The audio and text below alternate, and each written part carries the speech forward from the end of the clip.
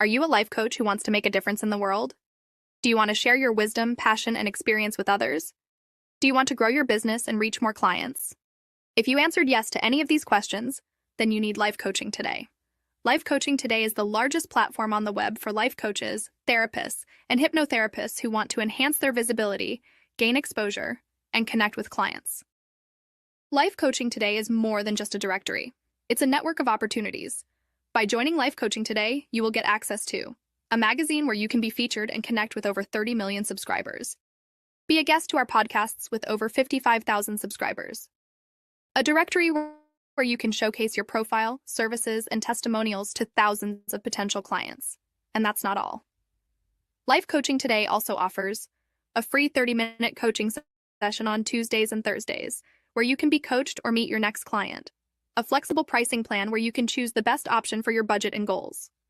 A dedicated customer service team where you can get help and guidance whenever you need it. So what are you waiting for? Join Life Coaching Today and take your life coaching career to the next level. Visit www.lifecoachingtoday.com and sign up today. Life Coaching Today, the largest portal on the web connecting coaches, therapists, and hypnotherapists. She's a winner. And welcome to the Intuitive Entrepreneur Show, where you take enlightened entrepreneurs, coaches, and influencers together to discuss cutting-edge topics in the world of relationships, culture, business, and spirituality. And here's your host, Miss Carol Boston. Hello, everybody, and welcome to the Intuitive Entrepreneur Show. We've been on hiatus for a few weeks for a various myriad of reasons. However, one thing hasn't changed, and that is I'm your weather girl. It is a freaking hot day for this time of year in sunny South Florida. So when you chime in the comments, let us know where you're chiming in from and what the weather's like where you are.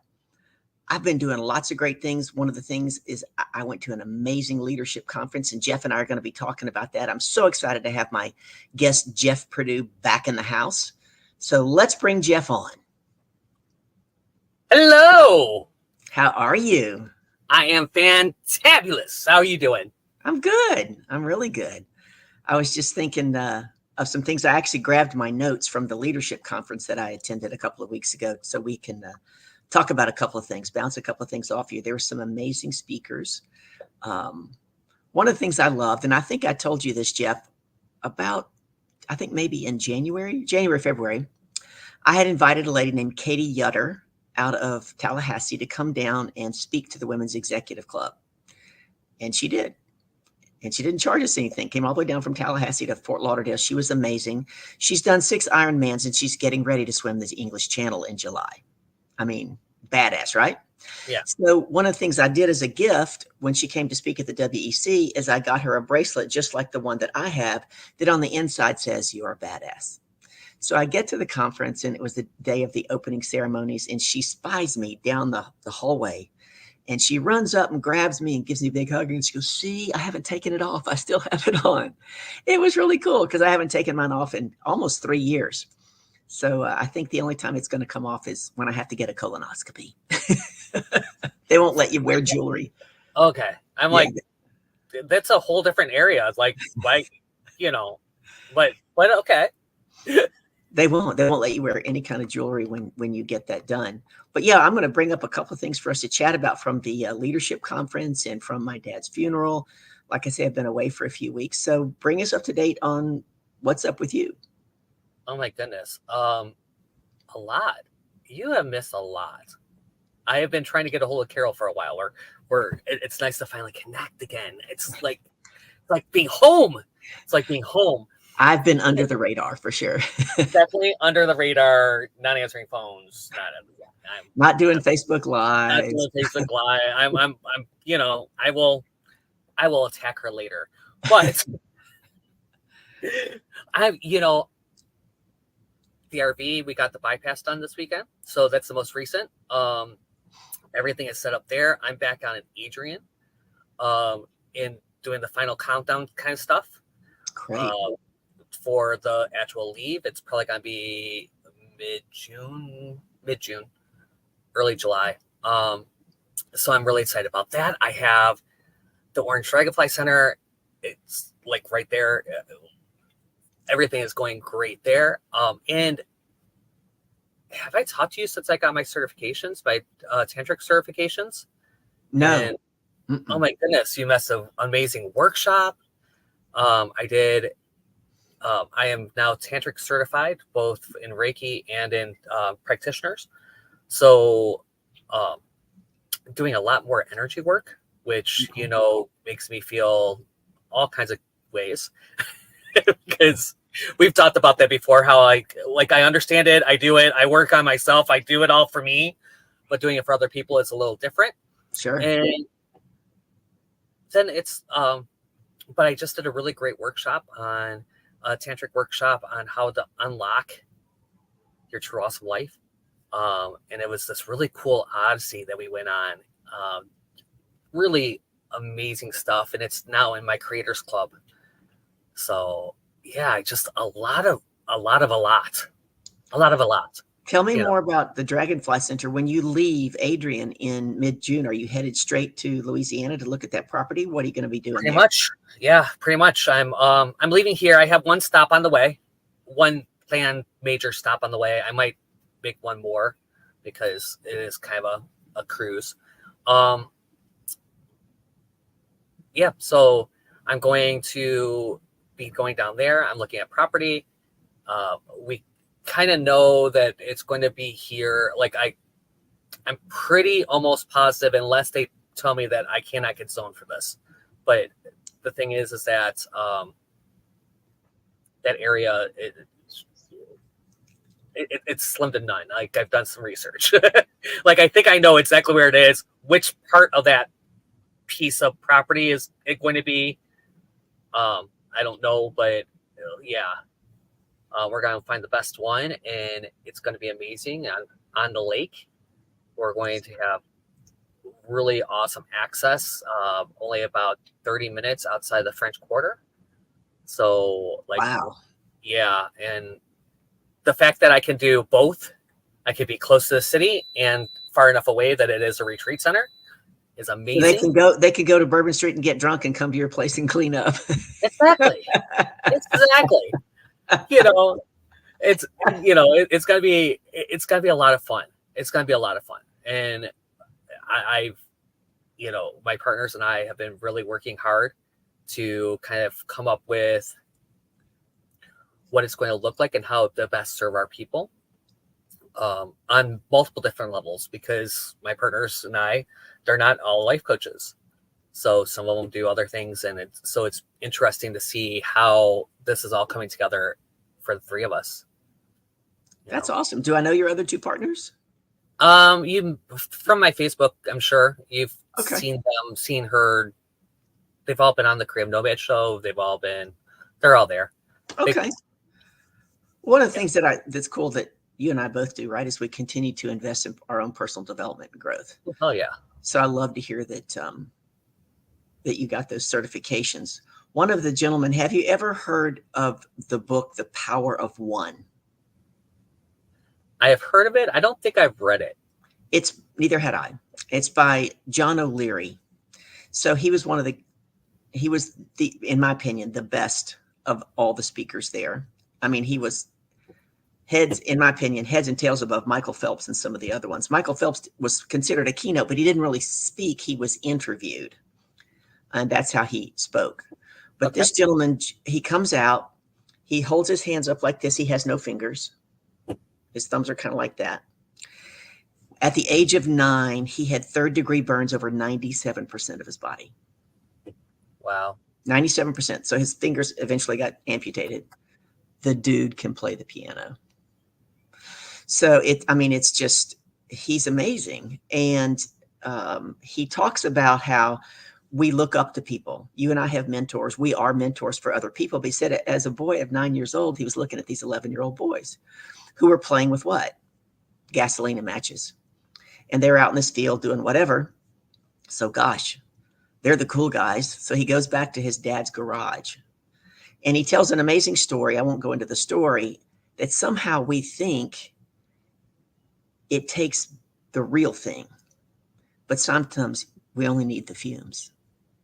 Mm-hmm. And when he lit the match, he didn't realize that the fumes from the gas can would catch fire And he not only blew himself up in 97% covered in third-degree burns, blew up the garage. And he's lying there in the hospital bed, and he hears his dad's voice. And now his eyes are closed. He's on an intubator. He can't talk. He's totally wrapped up. And he's like, if I'm not already dead, my dad's going to kill me. Right? And his dad comes in, and it was just powerful the way he told it, Jeff. He couldn't look at his dad, couldn't see him. And his dad said, I wanted to let you know how proud I am that you're my son and that I love you, right? So to me, that was super, super powerful, just knowing the difficult family that I came from. But another key thing that happened on this Power of One is he and his dad loved to go to baseball games. And I don't remember if it was the New York Mets or Yankees or whatever it was, but they loved to go to baseball games. And this guy named Buck was the voice of the team. And he had only been in the hospital a couple of days, and all of a sudden he hears Buck's voice. And Buck sits down on the chair next to him, and all he says to him is, kid, wake up. Right? But he couldn't. Mm-hmm. Guy leaves. Guy comes back every day, and tells him to wake up. Now, I'm not going to tell you the whole story, but he was in the hospital for 5.5 months. And what this guy kept telling him every day is, when you wake up and you're ready, we're going to have a John O'Leary day at the ballpark. That was his incentive. We're going to have a John O'Leary day at the ballpark. It turns out at the end of the story, you hear this guy, Buck, I can't think of his last name. He's actually in the Baseball Hall of Fame. I mean, he was a big time dude. And so this whole Power of One was his mother talked to a friend, and she and her husband went to dinner, and they talked to another friend about how John had all these burns. And this guy, Buck, hears, and he thought, I have to do something. And this whole story around the Power of One, that what this one man did for this boy and what it turned into is incredible. Super motivational, just incredible. Just the fact that he overheard it, like, it's just there. It wasn't like it was something he was in the conversation even. Right. He just heard the conversation. And he talks about how, and this was an audience of leaders. I think there's like 400 people there. And he says, when your eyes are closed, you can hear a lot better. Oh, yeah. Right. I mean, just think of like one of my very good friends, Barris, is legally blind. His sense of hearing, my hearing is really good. His is through the roof. But he talks about how important that is as a leader. Are you closing your eyes and listening to your team? Are you listening to your people? Are you distracted by your vision? We've got guests here, Jeff. We have guests. Vanessa in the house. I believe in you, Uncle Jeffy. Oh, look at that, Uncle Jeffy. Michael Faber's in the house. Michael Faber says, let's get it. Hello, Michael. Let us know what the weather's like. So big a listen. Yeah, exactly. Listening is so, so important. And he also talked about the power of his mother getting this piano teacher. And he said if it hadn't been for this piano teacher, he probably would have died or committed suicide. Wow. She came every day. Every day. I forgot, for years. I mean, she was there, and it wasn't just that she was teaching him piano. There was so much more he learned.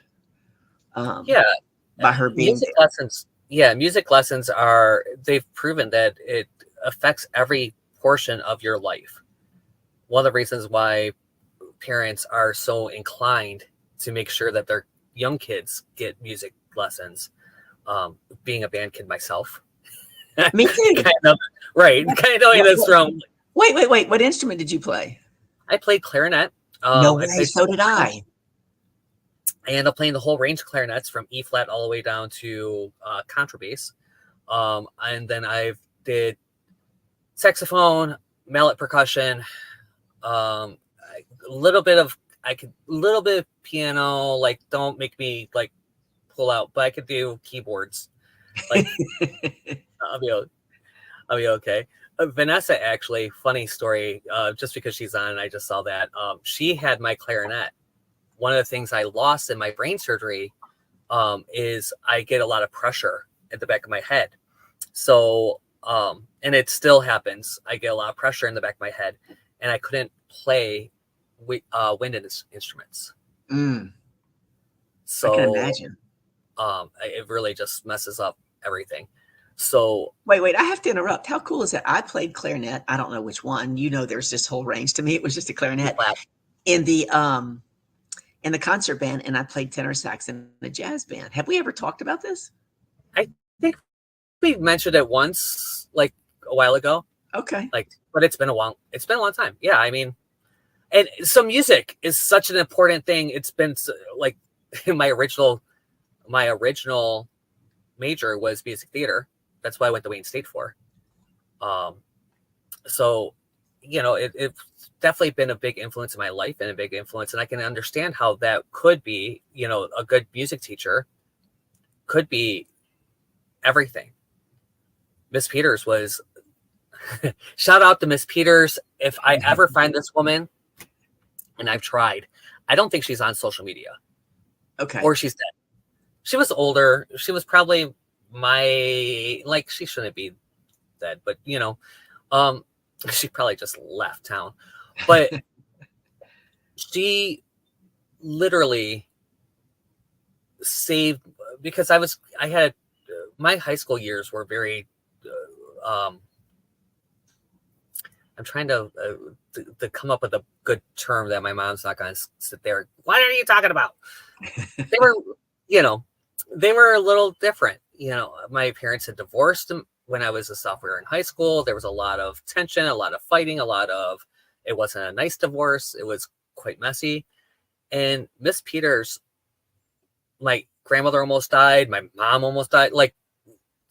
There was a lot of turmoil. A lot of turmoil. That's the word I was looking for. So she saved me, kept me sane, and did some amazing things. I got to go, she played French horn, and she often did the Broadway shows. And just so happens when Phantom was in town that year, she took me backstage. She took me into a rehearsal, got clearance for me to go to a rehearsal. I got to play in the orchestra. I got to go backstage and see all the stuff, and then actually conduct the orchestra. Oh, wow. It was absolutely tears, chills, tears 30 years later. She also gave me she's the reason why I was in Les Mis, was because the day that I didn't get Aladdin, I walked into her office crying my eyes out because it was the best performance I've ever done anywhere for this audition, and I didn't get it because I was a little white boy trying to play an Arabic boy in a school that had them. So I walked into the room, and I was crying my eyes out, and she goes, "Well, guess what I got today?" and handed me the papers for the audition for Les Mis, because all the kids are local. So I got to play Gavroche.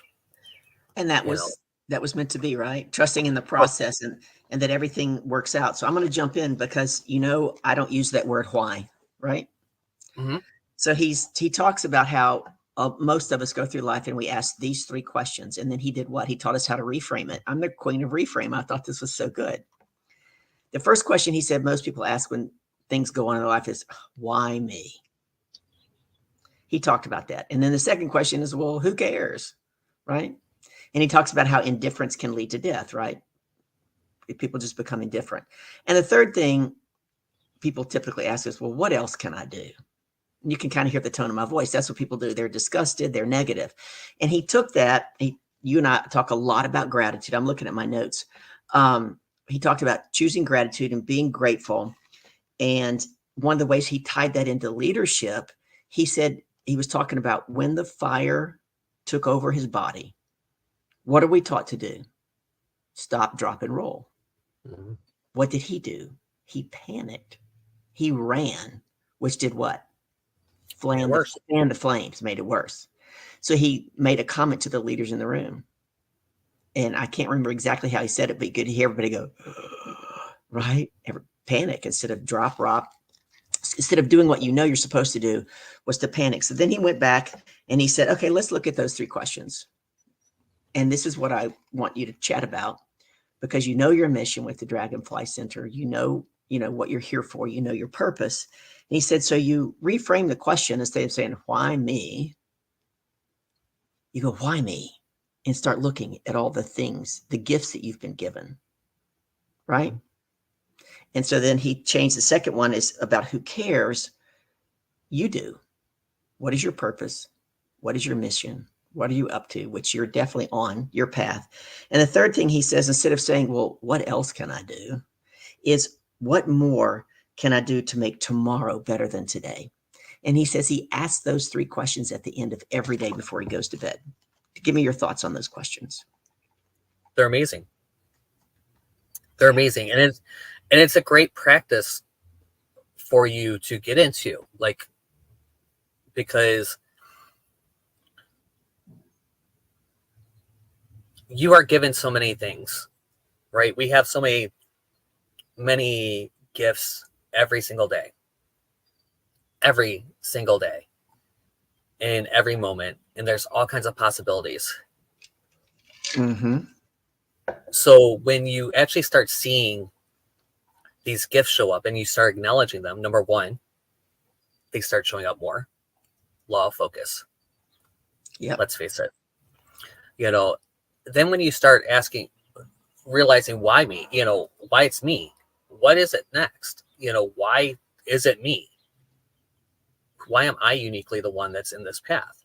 Mm-hmm. And sometimes it's hard, right? This path is not always easy. Life is not always easy. It's not going to be easy. I'm sorry. I've tried the easy route. It does not work. It doesn't even exist. You were trying to create magic or something. I am a magical being, but and hi Heather, welcome. And hello Spencer. We didn't say hello to Spencer. Oh, hey, Spencer's so many amazing people on this live. I thank you so much for being here today. So really, it's knowing what your purpose is, and knowing that purpose is not what you're doing. It's not a doing, it's a being. Right. Okay. It's once you start that, and then your mission is your doing. What most people call their purpose is actually their mission. Mm-hmm. Right? Or your movement, whatever word you want to use there. Right? Sure. Yep. I use movement. Purpose really comes down to an experience you want to have and give away. Okay, I have a whole exercise where we go through it. Carol's been through it. It's, beautiful exercise. And what ends up happening, what you end up seeing is that when you separate those two, my purpose is to be and to experience. And how I express that is through my movement or my mission or, what word you're going to put there. And when they're separated, you don't panic as much around it. You don't have as much anxiety. It's just the natural thing for this experience. This is how you express that. And it doesn't become this big grandiose, I'm not living my purpose. Well, are you not feeling? Oh, you crack me up because you and I've talked about how to separate our who from our do, right? That's what you're talking about. Exactly. Remember when I got fired from corporate America for God knows what reason, I did what? I spent my entire 401k looking for a job because all I could see was that I was a buttoned up corporate sales professional. Mm-hmm. I didn't know how to separate who I was from what I did. Yeah. I didn't have a clue. So many people are like that. So many people, their purpose, their whole life identity is what they do. Or it could be that they're a mom, or it could be that they're a dad, or it could be, whatever that looks like. I'm a husband. Okay, well, what happens when you have a divorce? You're no longer a husband. You were somebody before that. And it's so hard to get back to that because so much of your life, actually, it's funny where I'm at now. Renee's son just moved out. He moved out yesterday. I came home, he left. Kind of funny. And now it's like, okay, a lot of her identity was around being a mom. Like, that's what she did when she was home. She was a mom. And they're adults, and they've been adults. It's, all of her kids are grown, and she's still a mom, but it's different. It changes. The flavor changes, right? But let's go back, because I remember one of the talks that I gave, and I had a lady in the audits volunteer, and I had everybody write down 3 things, who am I? I am. And they write them down. So she stood up and she said, I'm a mother, I'm a nurse, and I'm a marathon runner. And I said, thank you, but you're none of those things. Those are all things that you do. What are your ways of being that allows you to do that? And that's where it really gets people to stop and think, right? Maybe one of her ways of being as a mom is she's very empathetic, or she's very loving. Those are ways of being. And I think that's really important that we all look at that in our leadership, right? Definitely. And you and I've talked about how it's somewhere on a whiteboard around here, but my top 3 ways of being that I keep in front of me to remind myself, because I don't always feel this way, is that I'm a powerful, courageous, loving leader. Those are my top 3 ways of being, because I don't always feel courageous, right? But I get to remind myself, oh, no, that's who I am, so that I can then get back into action. Yeah, I have my desktop has what I call my launch pad, and I read it every day before I start anything. I make sure I close all my things at the end of the night, and every morning I wake up, and that's what I open my computer to. And it does. It has who I am. What is my purpose? What world am I creating? What is my creed? And really makes me refocus myself before I start talking to people, because and trying to work and trying to do that, and it really helps. And one of my I always laugh is that one of who I create myself to be. One of the things I create myself to be is an instrument of peace in the perceived chaos. And that's the hardest one for me. Because Alex likes to come out. Alex is my alter ego. He deals with tech. He's not a nice guy. He is tech support. When you call tech support, you're going to talk to Alex. Typically, if you ask about tech support, Alex shows up. I try not to, as much as I've been working really hard on not showing up as Alex, but I still get a message, and I have to tell Alex, no, I take care of this. I got this. It's okay. I got this. But it's definitely something that challenges me, right? Sure. We all have that. It's natural, right? Just who I am most of the time, 99.9% of the time. It's who I am at my best and at my core. So how do you find that? I guess my question for you would be, when you're going through, how do you find that for yourself? How do you find that for yourself when you're being challenged in that way? How do I find myself, or how do I look at my ways of being? How do you come back to your ways of being from when you're being challenged? Like I was saying about the instrument of peace, I get challenged that way, and I have to come back to that. Right. How do you find that for yourself? Well, one of the things I do is, and like I say, it's been moved, but it's a big whiteboard about this big, and it's in big, massive red permanent ink. And it says, I am a powerful, courageous, loving leader. And I signed it and dated it. So I made a contract with myself. And I think what you said earlier about awareness, I'm really aware of who I am in any present moment. And I have learned or honed the skill or the ability to just stop and go and take time and be quiet, remind myself. And then I say, what would a powerful, courageous, loving leader do in this very moment? Yeah. And then I choose to step into that, whether I feel like it or not. I think that's one of the important things, is we don't always get to do what we feel like. And we get to do the things that we don't feel like doing. Right?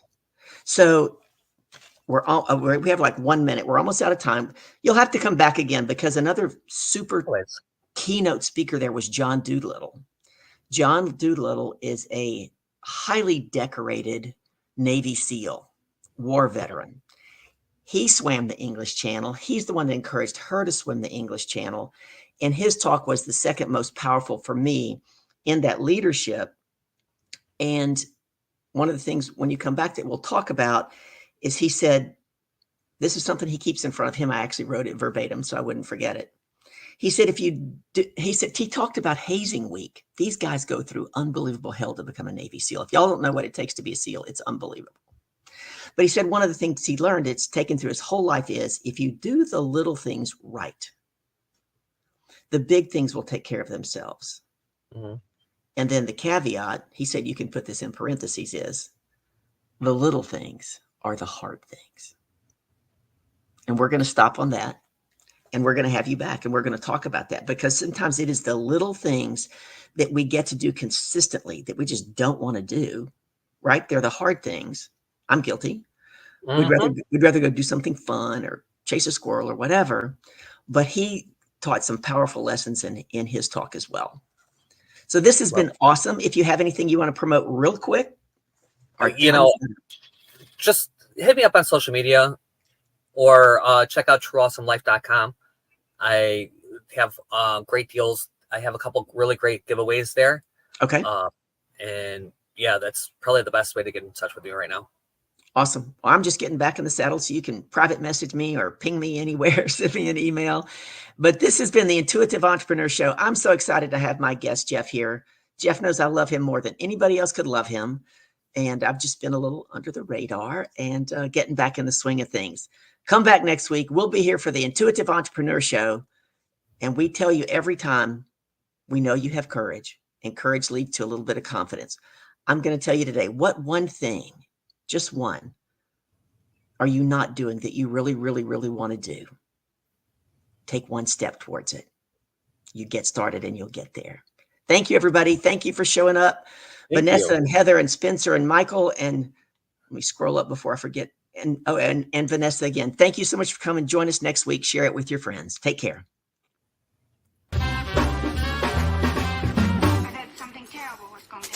Thank you for listening to the Intuitive Entrepreneur Show, brought to you by Life Coaching Today magazine, empowering your health, your business, your community, your life. Check out the latest issue